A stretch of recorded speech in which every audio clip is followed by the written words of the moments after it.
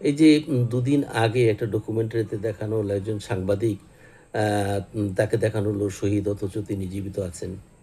আবার আজকে দেখা গেল চট্টগ্রামে তাদের একটা কমিটি গঠন করেছে। সেখানে তাজরিন ফায়াজ নামে একজন তরুণ, যে নাকি ১৫ দিন আগেই আ সড়ক দুর্ঘটনায় মারা গেছে, তাকে সেখানে সদস্যভুক্ত করা হয়েছে।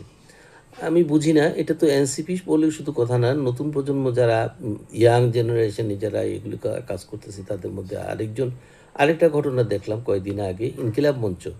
ইনকিলাব মঞ্চ তাদের কমিটি ফর্ম করেছে। সেখানে দেখা গেল যে মৃত শরীফ হাদি, হ্যাঁ?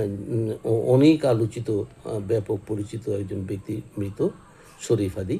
তাকে করা হয়েছে দলটির মুখপত্র, এবং তাও যেমন তেমন বিষয় নয়, আজীবন তিনি মুখপত্র নির্বাচিত হয়েছেন। আচ্ছা, একটা লোক মৃত থাকার পর সে কীভাবে মুখপত্র হয়? দলের প্রতিনিধিত্ব কি সে করতে পারবে? এই যে একটা অবস্থা, এই নতুন প্রজন্মের মধ্যে থেকে যে এই ধরনের হযবরল অবস্থা দিয়ে তারা রাষ্ট্র পরিচালনার জন্য চিন্তাভাবনা কীভাবে করতে পারে? এই যে চট্টগ্রামের যে কমিটিটা করা হয়েছে সেখানে দেখা গেল যে ১৫ জনের নাম ২ বার করে এসছে। এইগুলি তো সাংগঠনিক প্রক্রিয়ায় অত্যন্ত চিন্তাভাবনা করে তারা করেছে কাজগুলো, এবং সেইখানে যে অদক্ষতা এবং অবহেলার বিষয় আছে, তারা যদি তাদের নিজেদের দলের মধ্যেই এই অবস্থা করে, তাইলে তারা যদি রাষ্ট্র পরিচালনার ক্ষমতা পায়, তাইলে কি উপহার দেবে দেশ জাতিকে? ধন্যবাদ।